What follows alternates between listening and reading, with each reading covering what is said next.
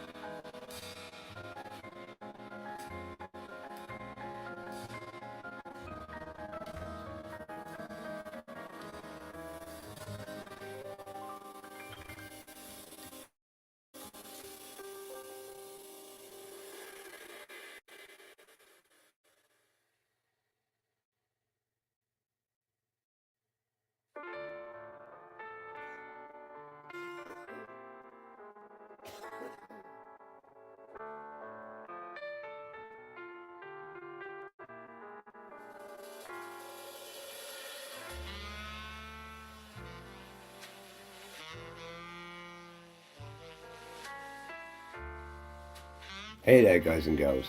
Only 15 minutes left of this feeding before the interview starts. See you there.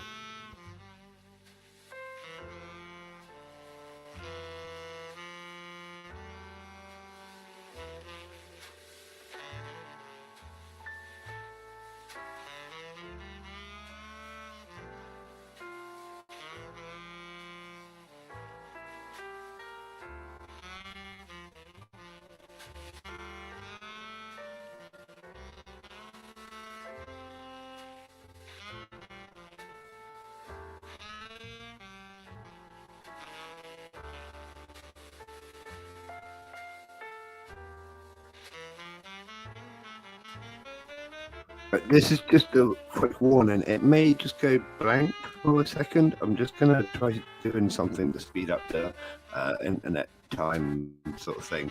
So if it goes blank, just bear with me. Anyone new comes in, just let them know. We'll be back straight away. I'm working on this.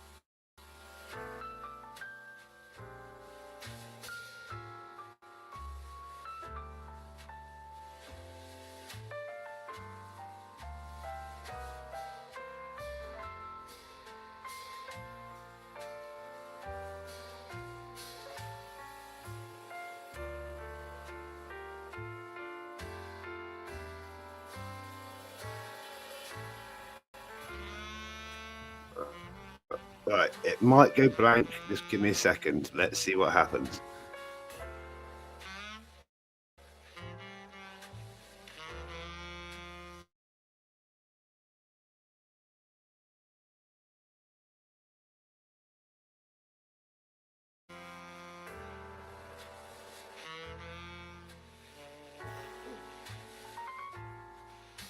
Are we still here? I think we're still here. Oh, awesome. Right, now I can do that. I think that should be better. Let me know if that's better. I think we're still here. It didn't even go blank for two. Oh, I'm happy. But hang on, we'll see what happens.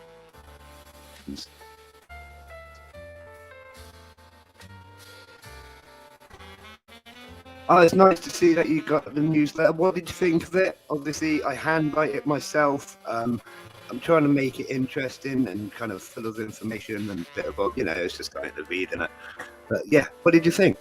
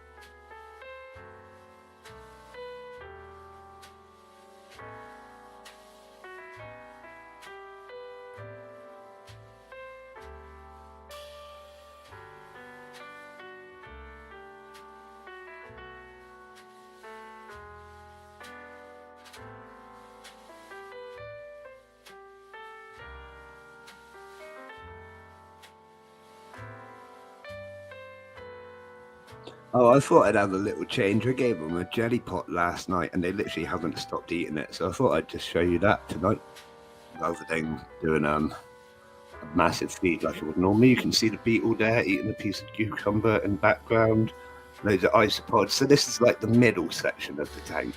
I ripped a load of the ferns out that weren't supposed to be growing there, replaced some of the dirt with some fresh soils and stuff, and yeah, just made it a bit more open and pretty again, put a jelly pot in, and they haven't stopped, so I thought I'd show you that.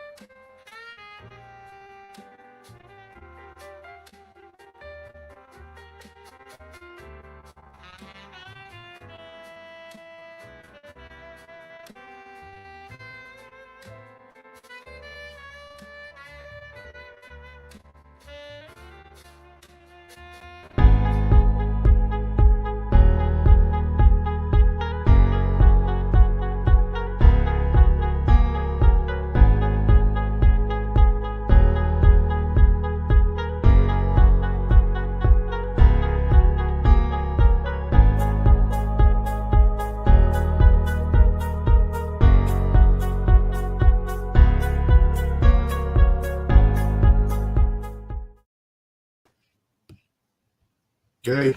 Yeah. Good, everybody, and welcome to the Picnic Table Ant Chat, episode number 9. Tonight we've got with us the Canada Ant Colony. If you want to go ahead and say hello to everybody. Hi, everyone. Brilliant. Thank you for coming on the show with us tonight. As always, we have a load of questions for you, and I'm just going to jump straight in to start the night because otherwise we'll be here forever. So when did you get into ants, and what got you into it, really? Okay, when did I get into ants? Oh, word. I would say probably 6 years ago now. I didn't realize it was that long. 5 to 6 years ago. It was through YouTube. I don't remember actually what channel it was. I know it was an Ants Canada. It was actually I remember distinctly. That was a lady with a British accent, but I think after that, this was back in like October. So I did a bunch of research over the winter, and I kind of started my first colonies, I guess that May. Okay, so quite a long time, really. A long time. I didn't realize it was so long. It spirals out of control before you realise it, doesn't it? Definitely. So when did you open your ant shop? No, I think the ant shop, I would say around 3 years ago, I think, in terms of the website, but I've been selling ants probably ever since I first started keeping ants. The reason is because I didn't really have much, at the time, I didn't really have much of a budget for ants generally. So then anything that I would have would be kind of initially funded from, like selling these colonies to begin with. So me selling ants, that's been going on for a long time. Canada Ant Colony as a company, not so much. Yeah, that's fair. So what do you actually sell now? What do I sell now? I would say more or less anything like, well, obviously ants, right? And then anything kind of even remotely related to it. So that looks like formicaria, that looks like most ant keeping supplies, even things like feeder insects, some formicaria, starter sets, things like that. Brilliant. So basically everything that someone could need to start ant keeping, they could get from your site. Yeah, absolutely. Brilliant. And what's the sort of rules on shipping? Because I know obviously you're in Canada. So what is the rules on shipping ants around? So we're actually allowed to ship freely across province lines. We can ship internationally as long as the importer has their paperwork in order. So it's a little bit different from I guess like Europe, because we're liable even if it is like the other party which doesn't have their paperwork in order. But within the country, we can ship as anywhere we want. Okay. But you can't ship into the USA, can you, with ants? I can't ship into the USA. I know I can ship to Japan. Wow. I can ship to. I forgot. There are a couple other countries that I've shipped to before because I checked through the whatever agency and they didn't have any particular restrictions. That's cool. That's really interesting. But say you are in the USA, could you still get formicarium from you? Formicaria, anything not alive, works great. Brilliant. So you still can receive those products. That's just good to know, because we're also looking into like kind of partnering with a couple of US stores if we can figure out any sort of like import or export permissions. So might be an option in the future, but not right now. Yeah, we're really kind of hoping that it does go that way. Have you? They've just put a load of new rules in the USA. Have you heard about them that they can't ship things? I'm not really sure of it because I haven't looked into it, to be completely honest. But I know they're getting a lot stricter on exotic pet owners. So I don't know if it's actually going the opposite way for us now. Do you mean like the Lacey Act? Maybe. I'm not Anyways, 100% sure. It's something fairly recent. I know it's just caused a lot of issues for exotic pet owners. so to what I'm aware, it basically means that in the US, we're going to have people aren't going to be able to ship any exotic pets other than they're going to have a deregulated list of what you can ship over state lines. So, for example, let's say you have like a species of snake and it's not on their specific list, you cannot ship it to another state. Um, Right. anything on like anything deregulated is probably going to be a fairly common species, um, like leopard geckos, bearded dragons, things like that. I don't, to my knowledge, it doesn't affect ants, um, and actually, ants are still a bit more strict.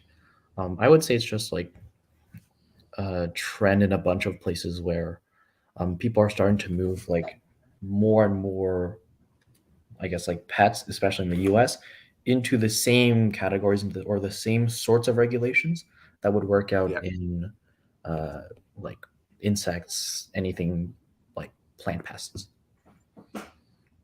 Right. Okay. That's fair. That's fair. So you said about your other people you're working out if you can send ants to other people. I noticed that you actually sell other people's products. You've got some Tar Heel ant products and things like that. So how's that come about? Sorry, could you clarify? Like, what do you mean? Well, when I was looking on your website, I saw you had Tar Heel ant mini hearse. Did you not? Yeah. Yeah. So is that something you ship yourself? Is that a deal that you've set up with Tar Heel to sell their products as well? So basically, for most of these items, what I because we buy in very large quantities, we get a fairly good discount, and then so they just come to our place. We ship from here. Yeah, that's really cool.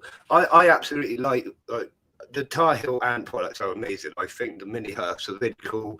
They're great for like honey pots and things like that. Really well designed. So when I saw those products on your site as well, I was just like, oh wow, that's actually really cool having that slight variation, and it introduces you to a new product seller as well, which I really like that sort of thing. Mm-hmm. So, Well, I mean, when you're go. shipping your ants, do you give them like a live arrival guarantee, that sort of thing? All right, so that kind of changes based on the season. So I'm sure everyone realizes, or everyone's heard the stories. It's Canada, right? Um, we get like temperatures of -50 in some places fairly regularly during the winter. So in the summertime, shipping's pretty easy. There's a live guarantee on arrival, and depending on the species, up to 1 month afterwards. So, like for example, there's no way someone's gonna really kill a Lasius queen, like unless it is the absolute worst of circumstances. Yeah, Um, I think it's 2 weeks for parasites, and during the winter, it's the same stuff, but we will basically put delays throughout the year depending on the weather when the temperature gets a bit too low. And in addition to that, for to qualify for a live guarantee, basically, there's an extra shipping option at checkout.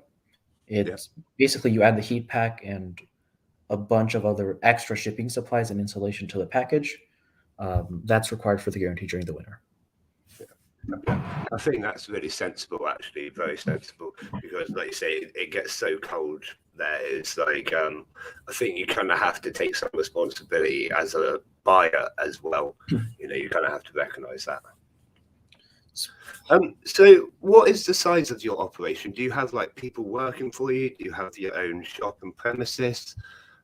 What sort of Um, size is it? right now, it's just a home-based operation.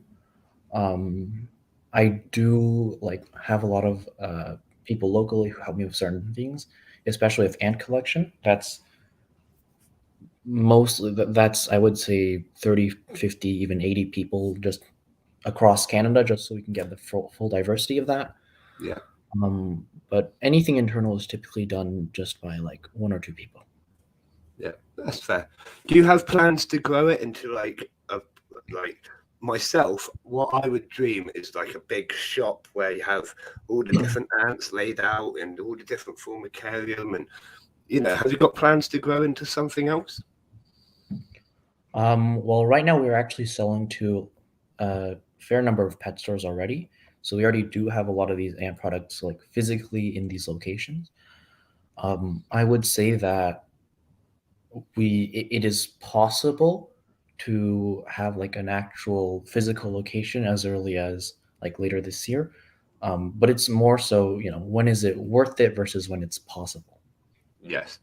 Yeah, Yeah. that is definitely it. Like trying to actually make enough money to pay for your own premises from ant keeping would be, you'd have to really get a lot of footfall, you know what I mean? And that's hard Yeah. work with just ants. So in Canada, you say you've got people all across Canada helping you get ant collection. What sort of ants do you find locally to yourself? What sort of ants locally? I would say most things which are native to Ontario, I'm able to find myself. So this typically looks like a bunch of like Laceus chromatogaster, so like garden ants, carpenter ants, sorry, acrobat ants, Yeah, bunch of formica. But really, I think that just because Canada is so large, it's always been just better, or it's always been easier to depend on people from like other parts of Canada. So, for example, carpenter ants, right? If I go out and look myself, maybe in a day I can find like 10 of them during their flights. yeah, But for example, in like rural parts of British Columbia, that's the main ant that they have. So I've had people catch like 500, 600 yeah, in a couple hours, and no matter what I do here, it's not really gonna yeah, up me yeah, that. yeah. That's fair. Do you like go out as, when there's a nuptial flight locally? Do you go out just for fun, or is it more of a business trip? It's mostly for fun. I would say that I would do fine if I didn't like go out and collect ants, but I really enjoy just, especially finding some of like um, the species that have like specific habitats here, or just Yeah. understanding like the different ecology. It helps me with the setups kind of in raising the ants. But yeah, I would say mainly for the enjoyment. Do you get carried away just, like I always kind of set myself a number. I want to try and get a couple of this or a couple of that, and then I'll call it quits. And then when I'm there, I'm like, oh, there's another one. There's another one. Do you like get carried away and just keep going for it like I do? Um, for me, I would say that like personally, I don't really have a limit. Um, I think it's as far as kind of uh, I feel is a like okay to eat, like could be sold, and b won't like hurt the environment. So, for Yeah, example, something like temnothorax, they fly in the thousands, right? But nobody needs 4,000 temnothorax, so usually it's like a couple dozen. I'll stop there, and just like kind of enjoy what else is there, what else is left. yeah, yeah. No, that's For really people who collect to sensible. me, sorry. Pardon? So for people who sell ants to me, Yeah, sometimes I'll put limits on that quantity because uh, I can't take 4,000 acorn ants. But yeah, yeah, yeah. No, that's fair. Like you say, if someone tried to sell you like, let's say 4,000 acre, you'd be stuck with that until you got like, yeah, yeah, I the don't have the space and resources for that. no, no, you'd be overrun with acorn ants for a start. Um, so you're quite into education as well. I've noticed that about you. Can you explain to me what the school and project is that you've got going? Yeah, so kind of all across Canada. Well, actually, so the story goes, uh, when this was a couple years ago when I first implemented like a review system on my website, and I noticed there were actually in the first couple weeks like 2 or 3 reviews, which were about like, or rather, which were from teachers who like bought colonies for their classrooms. Yeah, Um, and I know just because I'm kind of in those circles that a lot of times that if this happens, uh, it's from like the teacher's personal budget and not like that of the school. So kind of the idea of the project is that um, as long given that like a teacher is in a chartered classroom, so that's like a federally recognized or provincially recognized like public or private school, they can basically just apply for having a very small setup sent to them, and the setup help for that, and it's absolutely free except for shipping. That's really cool. Like I've tried to do the same thing myself locally, just to get some of the schools into it and like get the kids into it. I've given away stick insects and ants, just anything that kids are going to be interested in. So I thought that was really cool. Actually, that's really amazing of you. Is that something that you would want to like expand out like into? I don't know. Do you just do primary schools, or is it all schools? You could get it into universities, maybe even museums. I don't know. At the point of okay, so mostly primary schools we do, secondary schools also. For university, typically at that point, we ask that they do just pay for the colonies. One of the reasons is because universities are actually make some of the larger orders to our site. So, for example,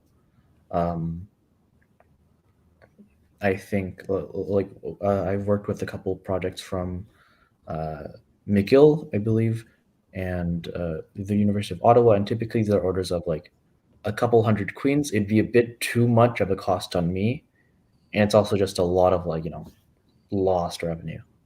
Yeah, right? that's fair enough. And they can't afford it, so. Yeah, no, that's fair enough. Like you say, that's a big project to be involved in. But I still think giving them to the schools, that's really like well done to you. Like hats off. Like getting kids into ants is amazing, and that's what we're all about, So for things like museums and zoos, those typically it's still a paid thing. But for example, for especially like filmmakers, like temporary use, we do loan out or like giveaway or not giveaway, but we do loan out colonies for free. And actually, interestingly, I've been looking for a Tetramorium colony in the UK for a bit, actually for I believe like a BBC documentary. If anyone's interested, who's watching?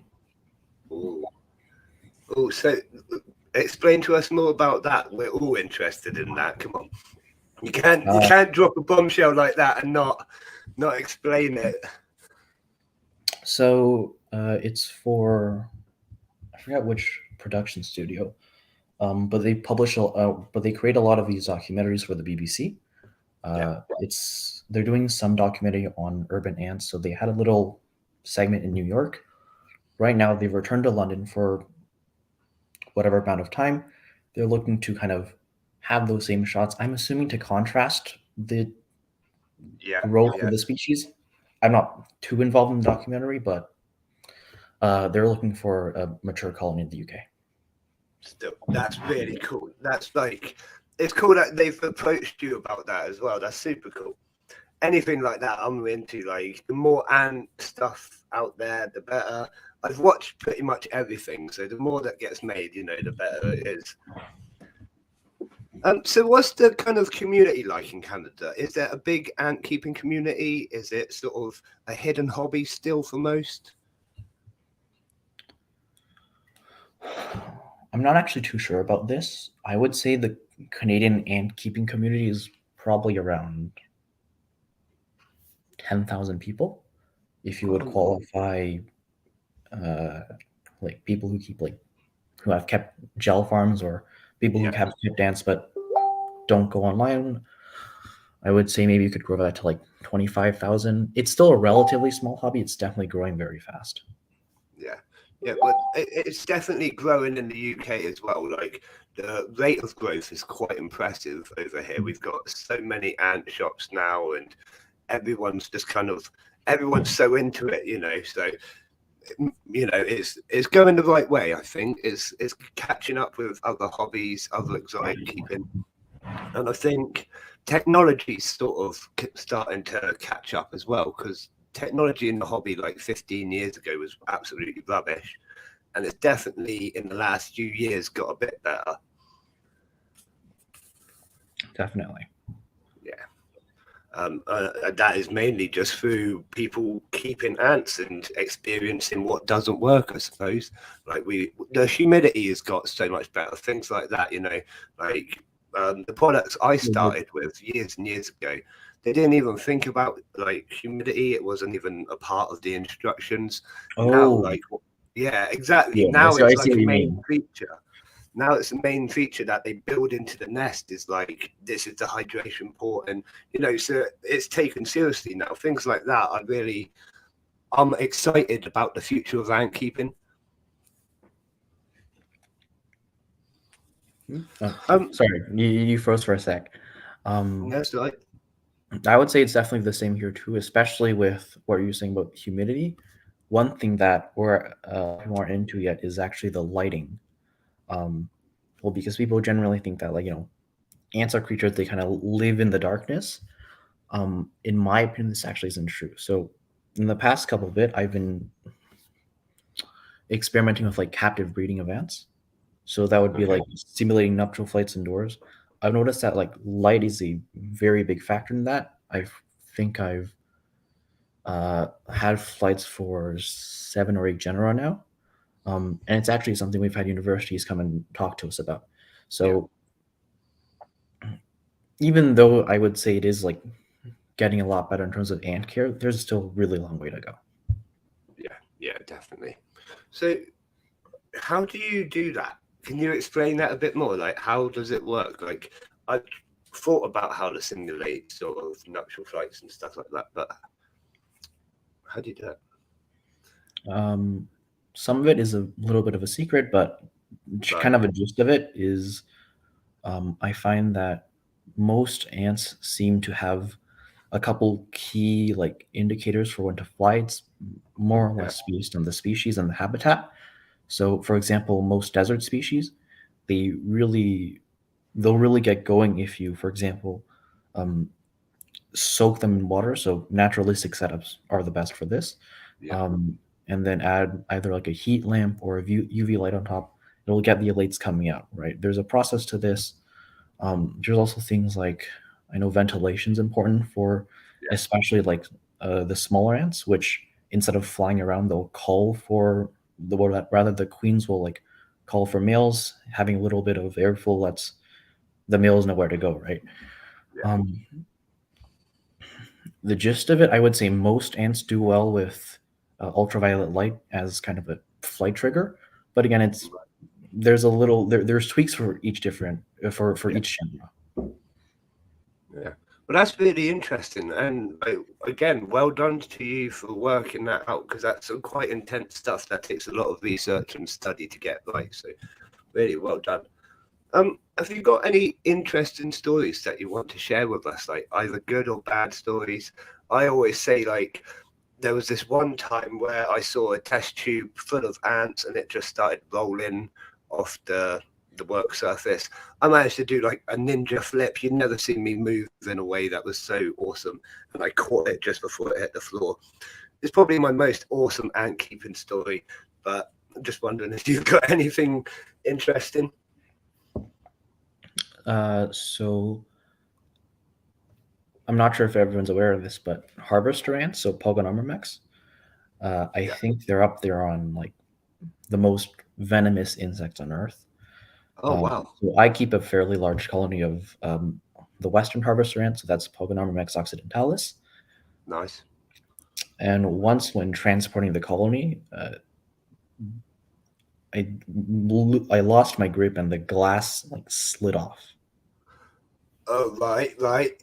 Yeah, so I was having a couple thousand uh, of these ants just crawling around the carpet. It was a really stressful day. So, Yeah. Yeah, I bet. What did you do to clean them up? How did you sort that out? well, typically what I've learned is that a lot of ants, right? And I'm sure anyone who has like a colonies in test tubes understands this. They don't really like to go out. So Yeah. what I do is I surrounded the area. I put the enclosure back in. I covered the top with a piece of wood, and I made the surroundings really cold. I turned up the air conditioning, right? So their first instinct run back. I left them there Yeah. for I think half a day, maybe a full day. And the day after, it was just like 10 ants on the ground, and everyone's inside, kind of huddling from the cold. Wow, wow, well done. That's again, it's really smart thinking, because obviously ants don't like the ventilation, they don't like airflow too much and things like that. It makes them go back into the net. That's really ingenious thinking, actually. Quite often, my way of dealing with escapees is I'll put down like a sugar tower, and I'll basically wait for them to go and feed at the sugar tower. As soon as I see them in a box, but you know, that is actually a really interesting way of doing it. I like that a lot. So did you get stung? What's the most painful ant that stung you? I've been to, well, I would say I've had one sting that left a visible mark for at least 3 weeks. That was definitely the most painful. So my family's in China, and occasionally, like, we go back for just to visit family, right? But they're from the very southern part of China, so this is where you see like all the exotic ants. You can find like carabera out in the wild in the backyard, trap giants, things like that. Nice. One time, I was in just a little park, and I saw I think it was an Panera or Apache Right. Condado, like worker. No, it was a queen this large. It's Right. my first instinct, right? Here in Canada, they're not that bad. I grabbed it, and it turned itself around and stung my finger, and I could see like a little hole there afterwards for a couple of weeks. Wow. I would say that was the worst. Yeah, that's fair. Like some ants are really quite impressive with their jaw power. You know, like their mandibles can really cause some damage.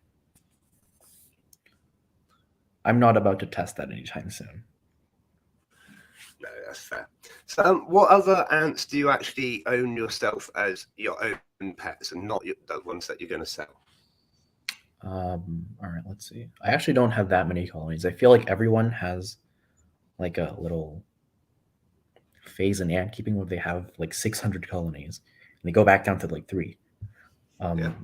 My few, I have the harvester ant colony I was talking about before. They're Yeah. doing really strong, and actually we're working on like having just a bunch of local keepers of the species produce elates. Maybe we can have like almost like a Canada-wide breeding project in those. They're not too difficult. They're a desert species triggered by water.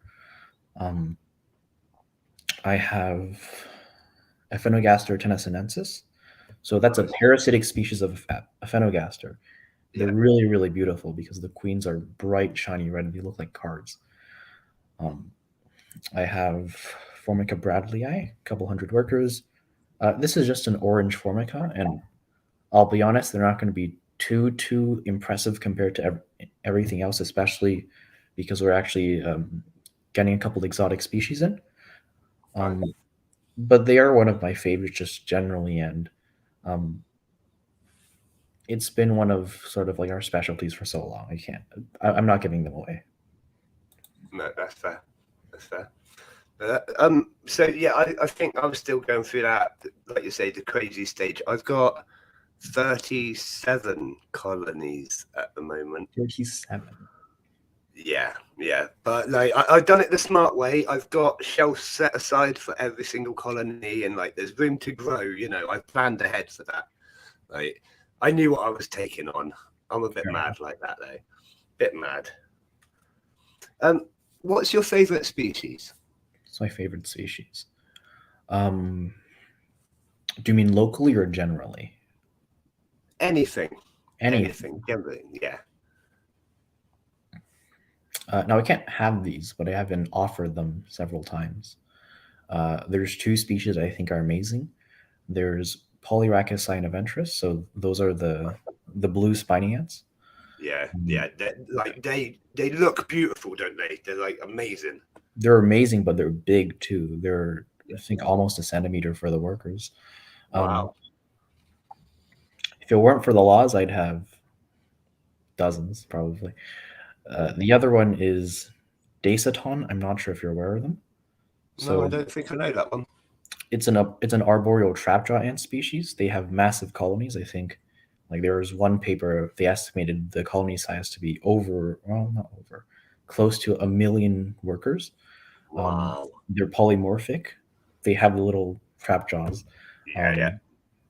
And the way they nest in trees, and the way they attack prey, so they'll spread eagle the like any insect that approaches. It's also very similar to weaver ants. Kind of the best of all worlds, in my opinion. That's really cool. So, like you said, they've got like the weaver ant, they've got the trapjaw ant, they've got like all the different bits like that. That's cool. Yeah, They're also like larger than carpenter ants. I like that a lot. Yeah, I one of my favorites is my Polyrachus dives, the ones that were on show at the start of the interview, and yeah, just I don't know, a blue Polyrachus. To be honest, I think that's one of my dreams. But I want army ants. I cannot wait to like have a big enough setup. I need like 10 meters by 10 meters or something stupid. But I want the proper army ants. That would be so cool. I don't think it's actually doable. Maybe it's doable. Do you have a species in mind? No, I do, but to be honest, I always forget what it's called. Anictus? Yes, something like that. It started with an E. Is that aceton? I'm not sure. Not sure. Yeah, no. I'm not sure. But I know it started with an E. When I was looking at it, I was like, it's those ones. But basically, just army ants. I just love the way they destroy everything in their path. They go out in their massive like columns, and I think they're awesome, but they're really hard to keep. They're pretty much impossible to keep, really. I think at least in North America, I'm not sure about what's been happening over the pond. There's been a couple kind of advances in that. Yeah. It seems like most of the smaller army ant species, so anything I would say like smaller than that, can be kept relatively easily. You just have to have a lot of brood from other ants typically. Yeah, right. Is there any ant species that you don't like? I don't like.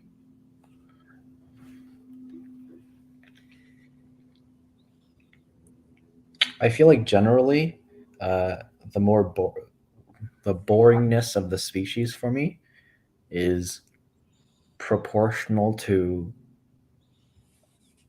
is proportional to how well they sell. So that kind of offsets it for me. Like for example, I would never in my life keep Tetromorph immigrans. So like I think in the UK it's Spitum. I would never keep them like voluntarily for fun, but they sell so often that I kind of have to. I think the big thing is just ants are so exciting because of all of the different behaviors. Yes. But those behaviors, like what's interesting about them is exactly what makes them not at all beginner friendly. So like parasites, for example. Yeah, no, that's fair. I mean, one of the things for me is I don't like I don't want to say I don't like Solenopsis geminata or Invicta, but I don't like the way it's just too overpowering, if you know what I mean. It's just too fast, too much. And I just don't think it's like, if that's your one colony, fair enough, that's fun. But if I was to add that into like my 30-odd colonies, it's just too much. And I think it kind of takes the fun out of it. You're always worried about the barrier being right. You're worried about escapees and a bit of a nightmare. Oh, actually, sorry. No, never mind. I do have one species I dislike. Go on. Pharaoh ants. I had a colony collected locally. They escaped somewhere into the walls. So now I'm cleaning them out from the outworlds of the colonies I do have. Yeah. Are they a bit of an issue? Pardon? Are they an issue? Like, do they fight with your other ants, or do they just kind of sneak about? Well, if they snuck about, it wouldn't be an issue, no. I would say the main thing is that like very small colonies are sort of in danger. They seem to know to avoid anything with more than like 10 workers. Right, So yeah. it's not a huge deal.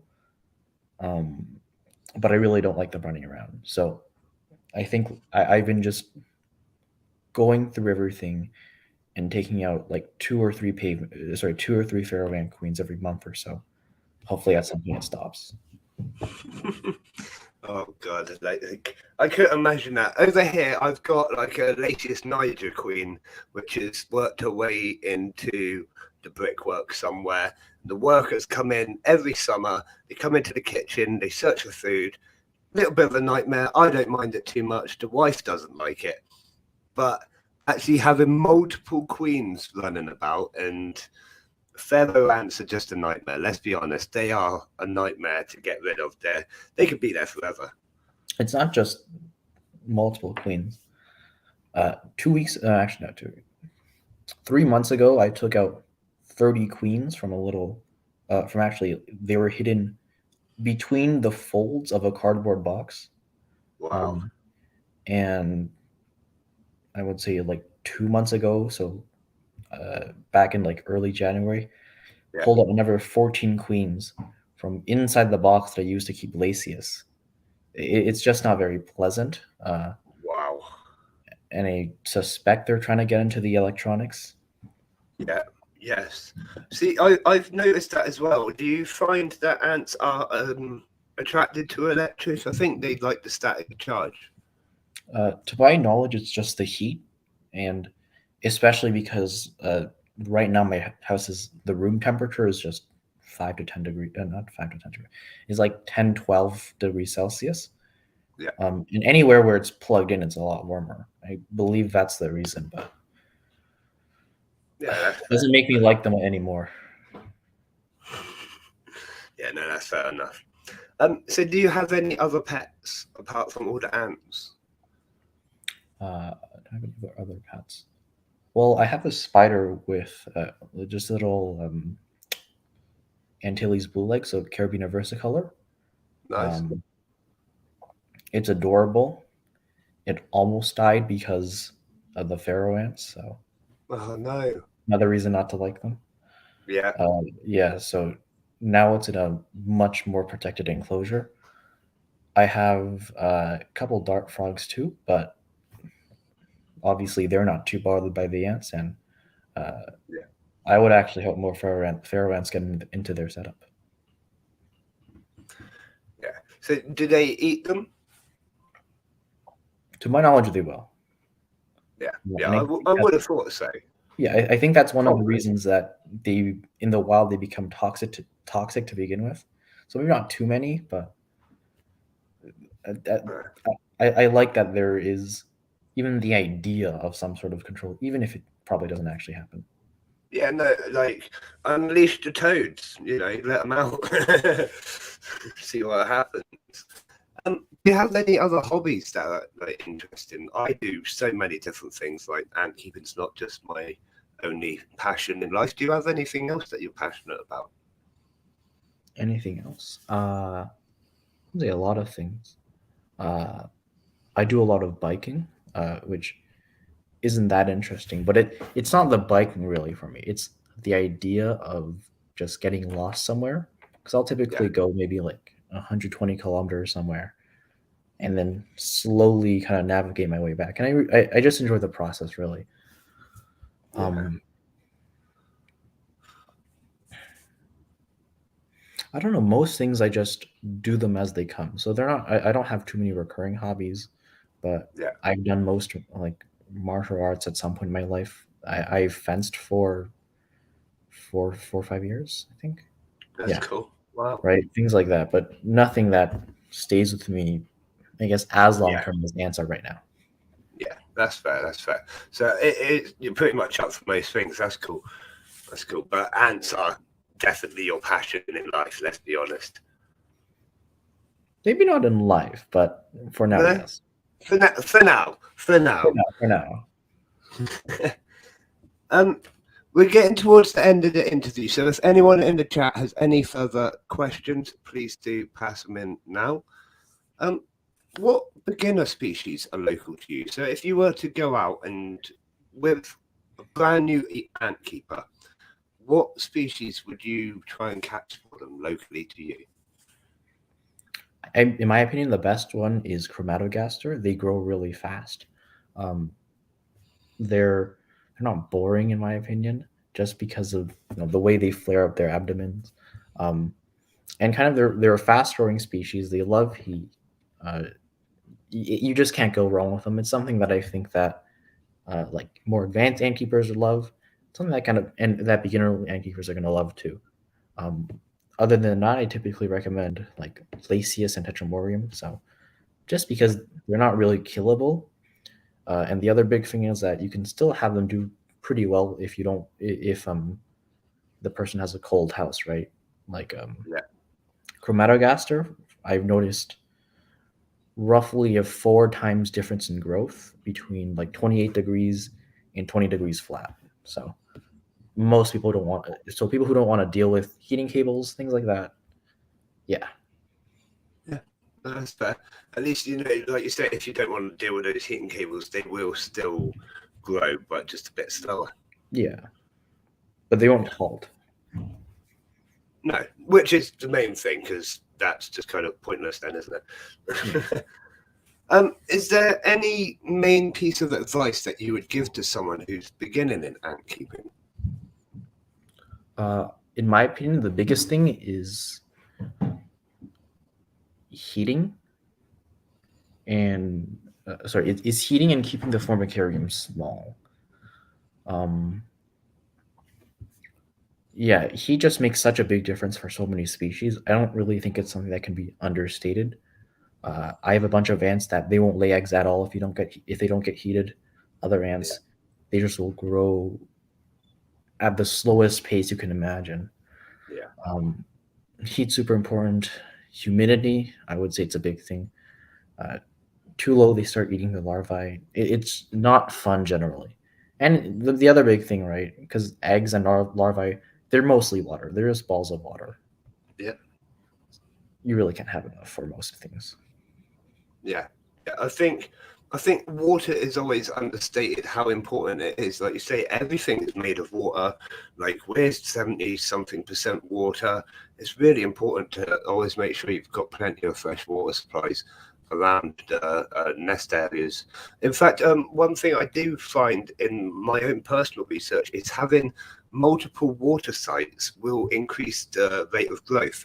I think that's because they know they've got all those extra resources. They just think, well, let's go for it. Sorry, well, where did you see that? And when I've just in keeping my ants myself, so like if you've got just one test tube of water, I think the growth can be like normal rate. But if you've got like 2 or 3 places that they can go and collect water from, I just find that it just speeds them up a bit better. I actually haven't noticed that yet, but perhaps that's just because I typically don't give more than one water source. Mostly because it saves me a lot of space, but I'll look into it. Yeah. I mean, like I said, I think it's just they know they've got like that abundance of extra resources. Sort of like when you power feed your ants, you know what I mean? It's giving them more and more. They know they've got it, so they're going to use more as such. That's what I feel anyways. That's kind of what I've noticed. I might be wrong. It might just be an observation I saw and there's nothing actually to it scientifically, but it's something I've definitely noticed. If you could change one thing in the ant keeping hobby, what would you change? One thing in the ant keeping hobby.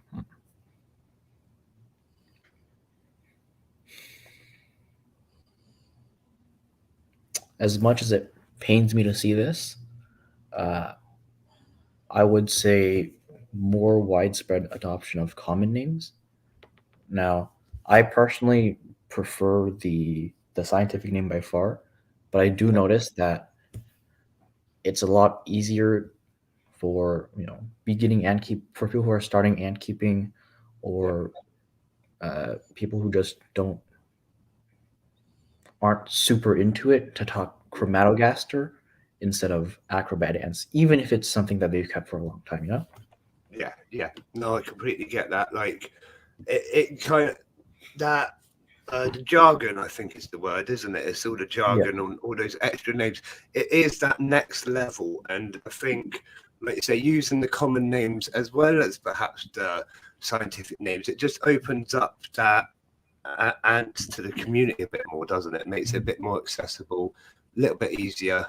Even just like I feel basing like common names on versions of scientific names, even if it's not a even if it's not a perfect system, it's still one that like Murphy's citronella ant. Even if you don't know the name, you can still guess it's probably something like Lasius murphyi. Yeah. No, I completely get that, definitely.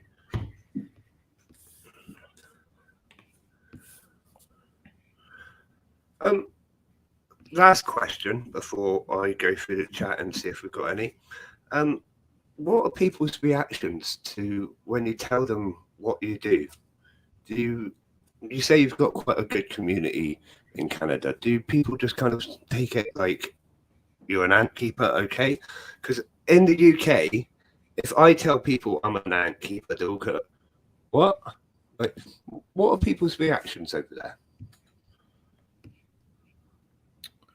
I think it's like getting a little bit normalized. So if I tell someone that I keep ants, it's still right. But a lot of times, and I'm seeing this a lot more and more, it's like, oh, I know this other person who keeps ants too, and then I do that. So I think just through friends which aren't related to ants, I've come to know 3 or 4 ant keepers. And so I think overall it's not. It's a big role, but it's smaller than we think. Yeah, definitely.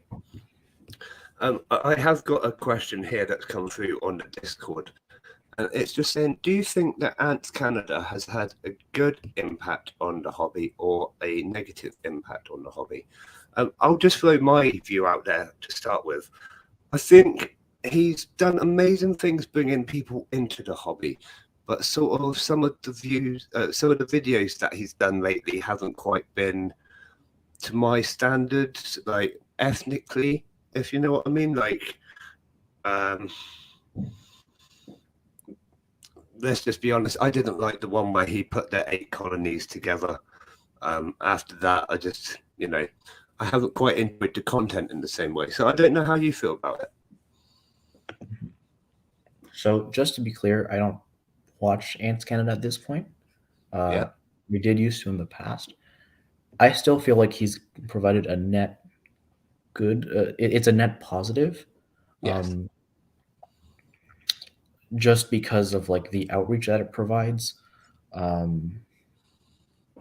I do feel that the actual videos, you can tell it's a lot more entertainment than it is like actual education. And what's the other thing? And I feel like there's to some degree where the way his items are priced kind of scares away a lot of beginners, and I'm wondering whether that would change, even if, for example, things were like $5 less or $10 less, things like that. Yeah, no, that's really interesting, actually. I think that's a good point as well. The price, like, if you're getting into ant keeping, you're looking to start really, really cheap. So having him as the main, like, the main person bringing people in, it would be great to get him to drop those product prices and welcome in the community a bit better, wouldn't it? I would say that dropping the prices wouldn't even be such a big thing, even just having nests that are suitable for small colonies, which would already be at a lower price just by virtue, right? Yeah. Things like that. I think he does he misses out that step a lot, if you know what I mean. It's kind of, here are my ants, and now they're this massive size and they're doing all of that. I think it just kind of, everyone gets the time scale of things a bit wrong, if you know what I mean by his videos. Like you kind of watch his videos, you're gonna assume that you're gonna have this massive ant colony really fast, and it's a lot slower than that, isn't it? But I don't know. Let's be honest, he does do amazing videos. Like you can't knock him for his videos, but it's not quite the content that we want to watch anymore, which is a shame.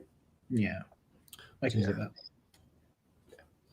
But we can't knock him for his videos because he gets some cracking footage. And I mean, I sit there with my ants for hours, and I'm rubbish.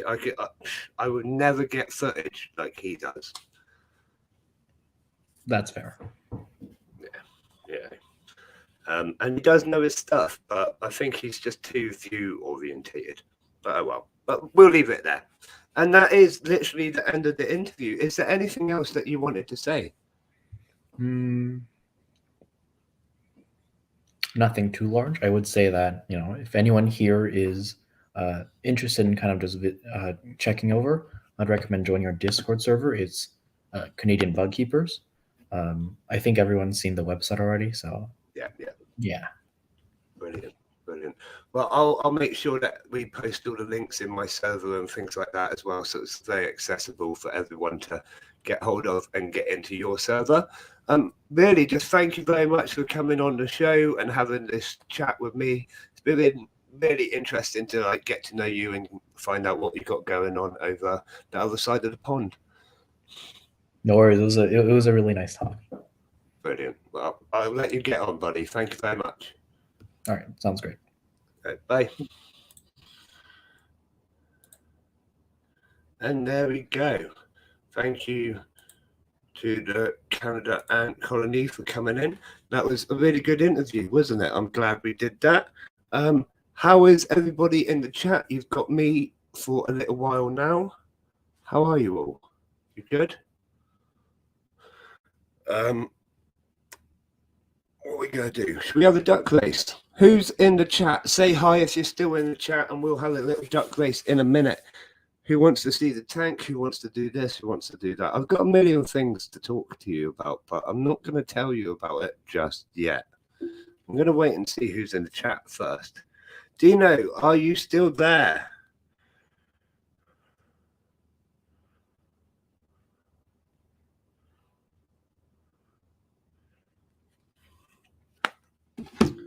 Jazz, you're still there. Hello, Jazz. Thank you for staying with me. We currently have 5 people in the chat, so you are the top duck. You like that, don't you? Top duck. Yeah, top duck. I don't know why my internet's been slow again. Right? I thought I sorted it out, and then it decided to start lagging, and it's just rubbish. It's just rubbish. 7 more days until we get fiber. Hello, Dino. Grab a duck, Dino. 4 people in chat, so I was still going for 5 ducks because Jazz is number 5. It would be weird if she wasn't. So we're going for 5 ducks. Whatever duck is spare will be my duck. No prize just now. We'll go for a minute. I have got some interesting stuff to tell you about. So, Dean, you can't be number 6. There's 5 ducks, man. There's only 4 people in chat. So, Jazz is number 5. Dean B. So Jazz is panda duck. Dean B. This is kind of what I imagine you to look like, Dean. Like we're gonna put you in a suit, little red tie and a little blue suit. That is Dean the duck in the blue suit. Okay. Oh, you're gonna be number 3. All right, you'll be the blank duck, but I still like to think of you like a professor duck. All right, right. I shall be duck number 1, kind of a snow duck. Snowman duck? Snow duck. I don't know. I think it would be wrong to call him a snowman duck. Right, let's start the race. Let's go. So, as I said, I'm not going to do a prize tonight or on this one anyways. Probably not tonight. But there is loads of new things coming on the server. I don't know if you've already seen. Check out the new stuff on the server. So obviously we've got the like pre-loved section on the website shop.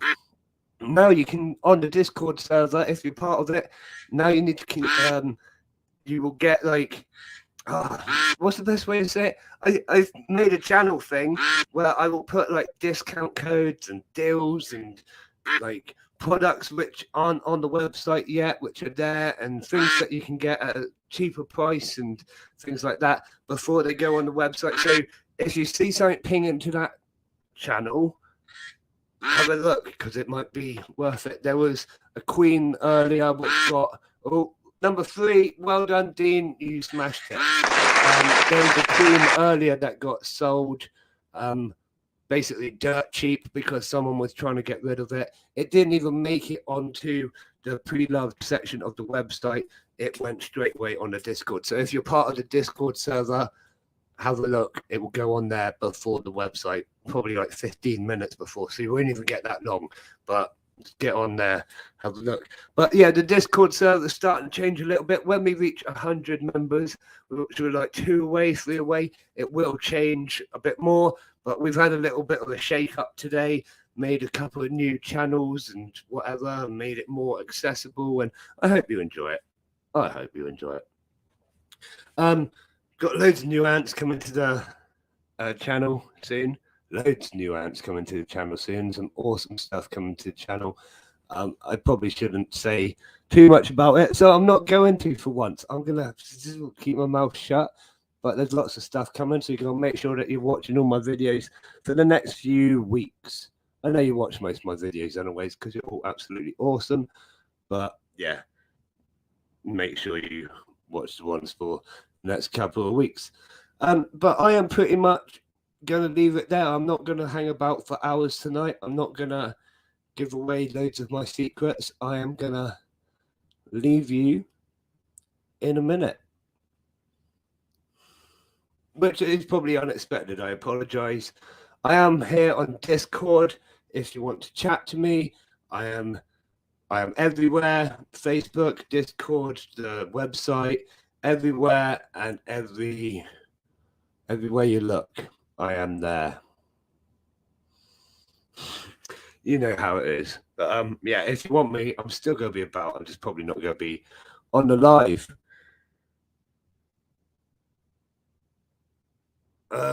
What else was I going to say? Can't remember. People got their sub boxes today. That's really interesting, exciting. I was so happy when people started messaging me saying, "Oh, it's been received." Everyone was really happy. Like, I've got 0 complaints. So I'm in a good mood about that.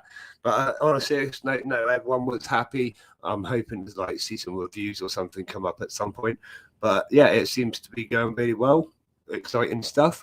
Obviously, if you're interested, you can still sign up, get on board, and you'll receive month number 1 at the end of, or the start of this month, next month. You know what I mean. Start of next month, the boxes go out again. But yeah, you can start at any time, and you'll still get the first box in the right sequence. Yeah. Oh, God. You know what I'm trying to say? I'm rubbish at this, aren't I? But right, yeah, I'm going to love you and leave you. Thank you, everyone, for joining me tonight. If you want me, I am in Discord. I'm on Facebook. I am everywhere. I will be there all night, or pretty much all night anyways. You know what I'm like. I've got a long list of jobs to slowly work my way through. So if you want me, give me a shout. But as always for me, I will see you again soon, Amp fans. Thank you.